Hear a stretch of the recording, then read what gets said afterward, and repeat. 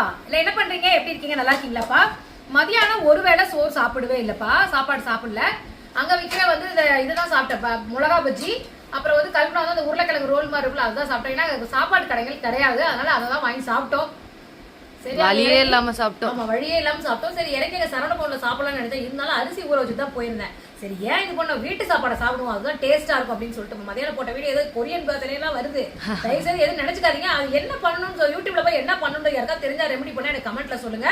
வாங்க நம்ம வீட்டுல என்ன நைட் என்ன பாத்துருவோம். சோறு தான், எப்படி சுட சுட சுட சோறு வடிச்சாச்சு.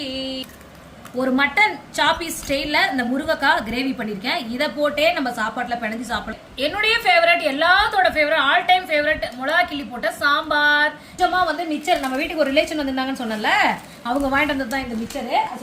இந்த சட்டி சோறு அப்படியே பிணைஞ்சு நல்லா வந்து சாப்பிட போறேன். இது குக்கர் சோறுங்கம்மா. இது குக்கர் சோறு. இது யார் யாருக்கு இந்த மாதிரி குழம்புல போட்டு பிணைஞ்சு சாப்பிட ரொம்ப பிடிக்கும், எனக்கு ரொம்ப பிடிக்கும். ஒரு லாங் வீடியோ ஒன்று போட்டிருக்கேன், போத்தீஸ்ல வாங்கினதெல்லாம்.